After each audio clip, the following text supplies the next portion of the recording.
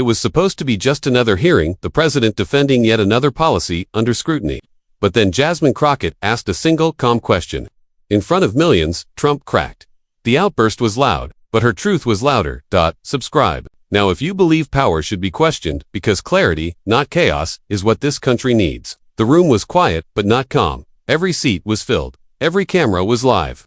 President Trump sat at the witness table, shoulders stiff, fingers tapping against the wood. His face looked the same as always, tight-lipped, unreadable. But the close-up shots told a different story. His eyes darted, his jaw tensed. Sweat gathered just beneath his collar. Across from him, Congresswoman Jasmine Crockett adjusted her microphone. The room barely breathed. She opened a folder.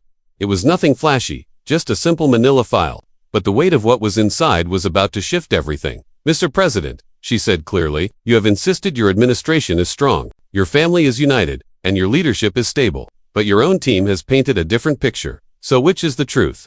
Trump paused. His lips parted like he was about to speak, but nothing came out, just a flicker. A single flicker in his eyes, and that was all it took. That one moment played across millions of screens. It spread in clips and headlines. It turned into hack and late-night jokes, but what really made it stick was not the question itself. It was the silence that followed, the pause, the look on his face, the fact that for the first time in a long time, he looked unsure.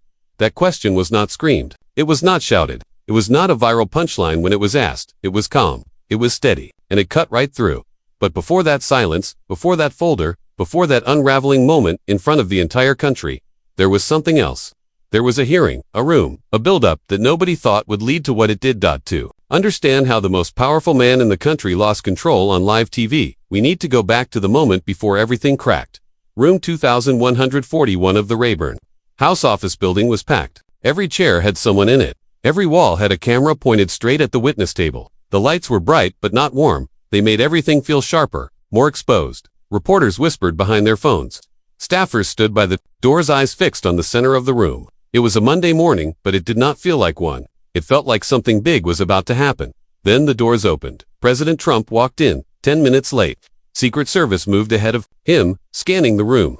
A line of advisors followed, tight-faced and quiet. He wore a navy suit and his usual red tie. From far away, he looked like he always did. But the cameras caught more. The tight jaw, the puffiness under his eyes, the slightly rushed pace as he made his way to the table. It did not look like confidence. It looked like someone, hoping no one would notice. At the far end of the panel, Congresswoman Jasmine Crockett sat still. Her pen rested against her chin. She wore a burnt orange blazer and a calm expression. She did not look tense. She did not shift in her seat. She looked like someone who had been waiting for this exact moment. Not to make noise, not to be seen, but because she knew what she had to say. The chair gavelled in. The cameras zoomed closer. The hearing was officially underway. Every eye in the room was locked forward. But it was not just the people in the room. The entire country was watching, and they had no idea what was coming. Subscribe now, because truth does not always shout, but it always lands. The first hour of the hearing felt like every other one before it. The questions were rehearsed. The answers were vague. It was the kind of political back and forth that made people tune out. Each representative took their turn, flipping through notes, quoting legal statutes, and asking questions they already knew the answers to. President Trump responded the way he always had. He redirected. He threw in sound bites. He blamed the media. He said what his base expected him to say. It was more of a performance than a discussion. The room itself had settled into a rhythm. Reporters typed quickly but without urgency. Staffers checked their phones. Even some members of the committee looked halfway distracted. There were no surprises, no tension, just another round of political theater. Then the clerk called out, Congresswoman Jasmine Crockett. The air shifted. It was not loud. There was no reaction. But the silence that followed was different. People leaned forward. Cameras tightened their focus. You could feel something change. Crockett moved slowly, adjusting her microphone. She did not look at her notes. She did not speak right away. Instead, she let the quiet stretch for a few extra seconds. President Trump glanced toward her, just briefly, but that glance said a lot. He had been through hearings before. He had faced down critics, prosecutors, and pundits. But this felt different. He could sense it. So could everyone else. In a room full of voices, it was the quiet one that started to matter. Jasmine Crockett did not rush. When her name was called, she adjusted the microphone slowly, like she had done this 100 times before. She sat upright, her folder still closed in front of her. Her eyes were steady. No page flipping, no side glances. Just silence for a moment longer than expected. It made people lean in. Then she spoke, not loud, not sharp, just calm. Mr. President, she said, you have said this executive order is about security. She paused. Security for who? Trump leaned toward the mic, eyebrow raised. He gave a tight smile. For the American people, all of them. Crockett tilted her head slightly. Just enough to show she had heard him. Just enough to suggest she was not buying it. She did not argue. She did not interrupt. She waited. Then she spoke again, same calm voice. And yet, this order disproportionately affects immigrants. People who already contribute to this country, to its economy, its culture, its neighborhoods. Her tone did not change. But something in the room did. Trump opened his mouth, but she kept going. That is it true that your own Department of Justice warned about the language in Section 12, that it might be unconstitutional? He chuckled, sat back in his chair. This is the same recycled nonsense. I do not answer to opinions, Congresswoman. I answer to results. He smiled like the matter was closed. But Crockett did not blink. She let the silence return. She was not finished, and he did not know it yet, but he was already losing ground. Crockett leaned in just slightly, her tone still even. She was not rushing. She was not looking for a headline. She was pulling a thread, one careful word at a time. Mr. President, she said, you mentioned results, but the language in Section 12 of your executive order. Has your team considered that it might not hold up in court? Trump sat back, arms folded, lips twitching into something that looked like a smile.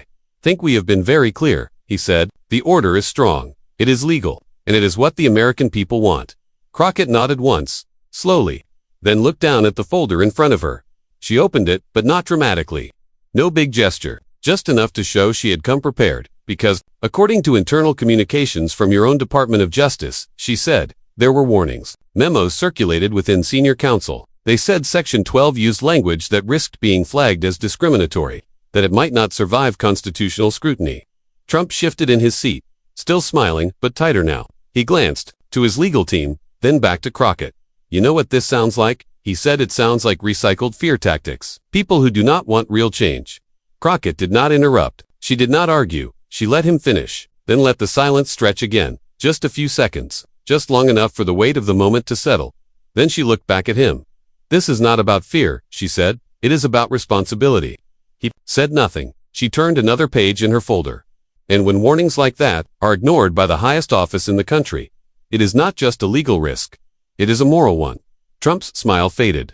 Not completely, but enough that the cameras noticed the tone had shifted, and she was not done. Crockett turned a page in her folder and tapped it lightly with one finger. Her voice stayed level, steady. Mr. President, I have here a series of internal emails. These are not from reporters or anonymous sources. These are from your own senior staff. The room shifted. Reporters leaned forward. Aides stopped whispering. Even some committee members straightened in their chairs. Crockett continued like she had all the time in the world. These emails discuss the First Lady's prolonged stay in West Palm Beach. They detail separate travel arrangements, repeated use of private residences, and Secret Service logs showing she spent fewer than 20 days total at the White House in the last 3 months. Trump's smile tightened. His jaw clenched. He gave a quick laugh, short and sharp. So now we are talking about my marriage. This is Congress, not some daytime reality show. What a joke. Crockett did not flinch. She did not raise her voice. She just looked at him and replied calmly, the American public deserves to know whether the image they are being sold is real, or if it is a stage show held together by scripted appearances and a cleanup crew. Trump sat back, arms folded. One of his aides leaned in behind him, whispering fast. He waved him off without turning his head. You think people care about this? About who sleeps where? This is a hit job. Crockett nodded slightly. Then she said it. You made it public when you made it your platform. You campaigned on family values. You used your marriage to frame your strength. So yes, the public has a right to ask whether that image reflects the truth. The gallery was silent. A few camera lenses clicked softly in the back. Trump stared at her, his eyes narrowed. You people are obsessed. This is disgusting. She paused, then leaned in just slightly. This is not personal, Mr. President. It is factual. And if the facts feel personal, maybe that says more about how they were handled than how they were asked. The silence that followed was not empty. It was full, and he felt it. Everyone did. Trump shifted in his chair, then leaned forward fast. His hand came down hard on the table. The sound cracked through the room. Sharp, flat. No one spoke. For a second, it felt like time held its breath. You were disgusting, he said, loud and sharp. This is not what America wants. You want to talk about loyalty, about integrity. Look in the mirror. His voice echoed. People in the gallery flinched. A few reporters exchanged glances but kept their cameras steady. Crockett did not blink. She did not lean back or raise her voice. She just looked at him. Integrity, she said, is exactly what I am talking about. That was when the shift became obvious. Trump was angry, loud, and shaking. Crockett was still. Her voice clear, almost quiet. But every word landed. You opened that door, she continued. When you campaigned on family values, when you used your marriage as proof of your strength, that made it public. That made it fair to ask. Trump sat up straighter. His face flushed. He tried to laugh, but it came out wrong. Harsh, forced. His legal team whispered quickly behind him. One aide reached forward, unsure whether to stop him or let it play out. This is Congress, Trump barked, or some talk show ambush. But Crockett stayed calm. Her hands rested on the folder in front of her.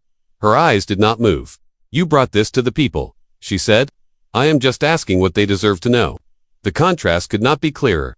He was unraveling. She was not, and everyone watching could feel it. Crockett sat still, her voice calm, her eyes steady. The room had already shifted, but no one had named it yet. Then she turned one more page in her folder. Her tone stayed level, like she was reading something she had practiced for weeks. In April, she said, your team delayed a summit in Brussels. The public reason was security logistics, but internal emails say otherwise. Trump leaned back. His jaw moved, but he said nothing. Crockett glanced down once, then looked him in the eye. The phrase used in those memos was presidential garment concerns. That phrase floated across the room like smoke. Quiet but heavy. Reporters blinked. Staffers froze. A few cameras zoomed in tighter. Trump opened his mouth, but no words came out, so she said it plainly.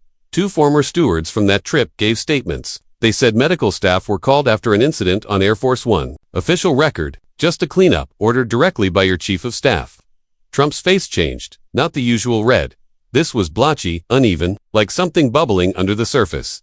He finally spoke. His voice was raw. This is shameful. You are out of line. Crockett paused, then said it. You cannot lose what you gave away yourself. The room stopped. Not a single cough, not a click, not a whisper. Trump blinked. He knew, and so did everyone else watching. The clip hit the internet before the hearing even ended. Someone in the gallery posted it. A short video, Crockett sitting still. Trump flushed and shouting. Then that line, you cannot lose what you gave away yourself. That was all it took. Twitter caught it first. The phrase started trending within minutes. Then TikTok picked it up. People stitched the clip with reaction videos. Some laughed. Some just stared, mouths open, watching the moment over and over. YouTube channels paused the footage and analyzed every frame, every blink, every twitch. Political commentators replayed the soundbite and called it one of the most powerful lines ever delivered in a congressional hearing. News outlets rushed to push out headlines. Some called it a collapse, others called it a reckoning. One simply read, she said it. He broke. The meme accounts worked fast. Split screens showed Crockett looking unbothered next to Trump mid-outburst. People clipped her voice over movie scenes, courtroom dramas, slow zooms, dramatic music. But it was not the editing that made it viral. It was the contrast. She was calm, he was loud. And for once, the quiet voice won. Cable news scrambled to catch up. Panels debated what it meant. Late-night shows had jokes ready before the sun went down. Even conservative media could not ignore it. They tried to spin it, called it disrespectful. But the video kept playing.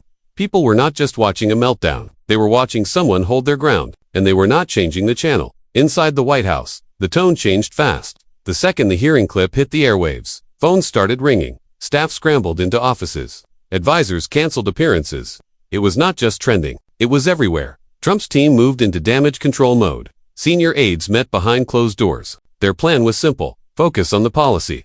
Stick to immigration. Stay away from the marriage rumors and medical questions. They told each other not to take the bait. But no one was really listening. Not outside. Not online. Even the networks that usually backed Trump could not ignore the footage. It played on repeat. His outburst, her silence, the line, the reaction, over and over. People did not need commentary. The clip told its own story. Inside the West Wing, Trump was fuming. He watched the footage play across screens in every room. His voice echoed down the hallway as he shouted at no one in particular. They looped it like a damn gif. Like I am some cartoon character. His chief of staff tried to calm him. Told him they could turn it around. That the news cycle would move on. But even he sounded unsure. Behind the scenes, advisors were nervous. This was not like before. The outrage machine was not firing the same way. Online support was quieter. Even his usual defenders seemed cautious. Trump paced the private dining room, jaw tight, hands clenched. He was not in control. Not of the story, not of the room. And deep down, he knew it. For the next 24 hours, Jasmine Crockett said nothing. No interviews, no press conferences, no tweets. While cable news filled the air with replays and reactions, she stayed quiet. There was no victory lap, no celebration, just silence. Her office released one short message. It read, integrity does not need volume. Truth does not need theatrics. That was it. And it said more than any press release could. Requests for interviews came fast. Morning shows wanted her, late-night hosts reached out. Political podcasts asked for exclusives. Everyone wanted to hear from the woman who had just taken on the president and won the room. Without raising her voice, she declined most of them. Not because she was hiding. Not because she was overwhelmed. She just understood the moment. She knew that sometimes letting the country sit with what happened was more powerful than rushing to explain it. When she did speak, she chose places where the message would not be buried. A town hall, a community forum, a quiet conversation, not a shouting match. While others chased headlines, she kept her pace, steady, measured, like someone who knew this was not about her moment. It was about what came after, and she was ready for that. Just a few days after the hearing, the pushback came. A group of House Republicans moved to censure Jasmine Crockett. They said she had crossed a line, that she had disrespected the office of the presidency. The resolution used words like unbecoming and personal attacks. They called it a matter of restoring decorum. But the vote did not go as planned. It failed. Barely. Just 2 votes made the difference. A small group of moderate Republicans broke ranks and voted no. They did not love how Crockett said it, but they understood why she said it. And more importantly, their phones had been ringing off the hook. Constituents had flooded their offices with calls, emails, and handwritten letters. People were not angry at Crockett. They were angry at the idea that telling the truth was now considered out of bounds. The backlash did not land on her. It landed on the ones trying to silence her. Outside of Washington, the message was clear. People did not want more polished speeches or empty traditions. They wanted honesty, even if it was uncomfortable. And when the vote failed, Crockett said nothing. No victory post. No press statement. She just went back to work. And the country noticed. After the hearing, something unexpected started happening. People began repeating Jasmine Crockett's words. Not just on social media, but in classrooms, town halls, and neighborhood meetings. Veterans quoted her. Teachers printed out the transcript. For students, college kids posted clips with captions like, "This is what leadership looks like." In Dallas, a mural went up. It showed Crockett in her orange blazer, steady behind the microphone. No text, except for one line painted across the bottom. "You cannot lose what you gave away yourself." People stopped to take pictures. Parents brought their kids to see it. That was no longer just a moment on live TV. It had become something people felt. A shift, not just viral, but meaningful. Her calm, her control, her refusal to yell back had struck a chord. Crockett did not just call out the president. She held up a mirror, not just to him, but to the entire system. She showed what it looks like when someone speaks plainly, even when it is hard. And people recognized it, because what they saw was not just a takedown, it was a standard. A reminder that truth still matters. That decency can still land harder than rage. And that leadership is not always loud. The auditorium at the JFK Library was full, but quiet. No stage lights, no campaign banners, just rows of chairs, a wooden podium, and the quiet hum of people waiting to hear something real. Jasmine Crockett stepped up to the mic. She wore the same calm expression she had during the hearing. No drama, just presence. She did not talk about the moment that made her go viral. She did not mention the headline. She did not need to. Everyone in the room already knew. Instead, she spoke about what comes after. About what leadership should be, not just what it looks like on screen. She said, "We have started measuring leadership by who yells the loudest, who can dominate a headline, who can turn outrage into sound bites. I think it is time we change that."